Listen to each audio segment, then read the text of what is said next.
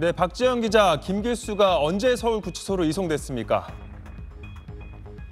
네, 김길수는 경찰 조사를 받은 뒤 2시간 전쯤 이곳 서울구치소로 압송돼 교정당국에 넘겨졌습니다. 어젯밤 경기 의정부에서 체포된 김길수는 경찰서로 들어가며 탈출을 따로 계획하지 않았고 조력자도 없었다고 말했습니다. 탈출 언제부터 계획하신 건가요? 계획 안 했어요. 조력자 있나요? 없어요. 경찰은 김 씨를 상대로 탈출과 도주 경위 등에 대해 2시간가량 조사를 진행했습니다.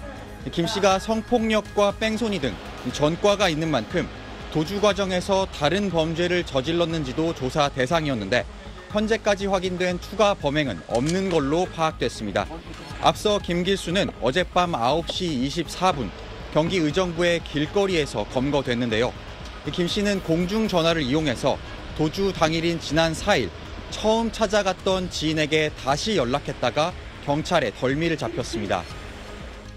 네, 김길수가 어떻게 60시간 넘게 도주할 수 있었는지 조사가 곧 진행되겠죠?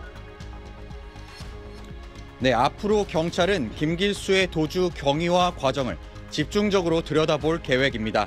김 씨가 사흘간 어디 있었는지, 의정부에 언제 왔는지, 도주 자금을 확보하려고 했는지 등이 조사 대상입니다.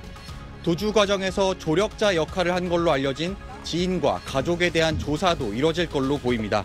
김 씨는 지난 9월 돈가방을 빼앗아 달아났다가 특수강도 혐의로 체포됐는데 이는 검찰이 조사할 예정입니다. 김길수가 체포되면서 병원에서 김 씨에 대한 교정당국의 감시와 관리가 제대로 이루어졌는지 등에 대한 진상조사도 본격적으로 이루어질 걸로 보입니다.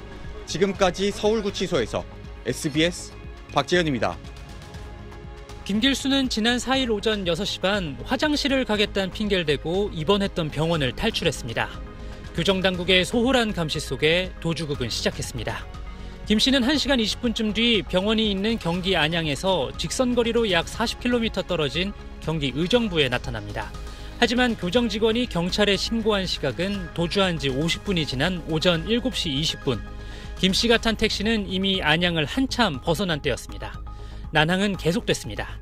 신용카드가 아닌 현금만 쓰고 휴대전화도 사용하지 않는 방법으로 경찰의 추적을 따돌렸습니다.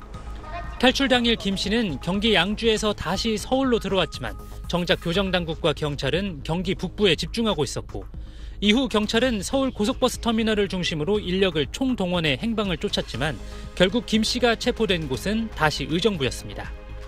그 사이 김 씨는 미용실을 가고 식당에서 밥을 먹고 옷가게에서 갈아입을 옷까지 구했습니다. 코스를 먹는데 선생님 들어와서 거기 앉으니까 움츠리더라고. 도저히 먹고 갔나? 그래서 깎았더라고. 이발 금방 했더라고. 특히 김길수가 체포 때부터 일부러 플라스틱 숟가락을 삼키는 등 수상한 행동이 확인됐는데도 교정당국이 면밀히 관리하고 대응하지 못한 건 비판을 피하기 어려워 보입니다. 법무부 관계자는 앞서 이미 진상조사에 착수했다며 김길수가 검거된 만큼 본격적인 조사가 이루어질 거라고 밝혔습니다. SBS 민경호입니다.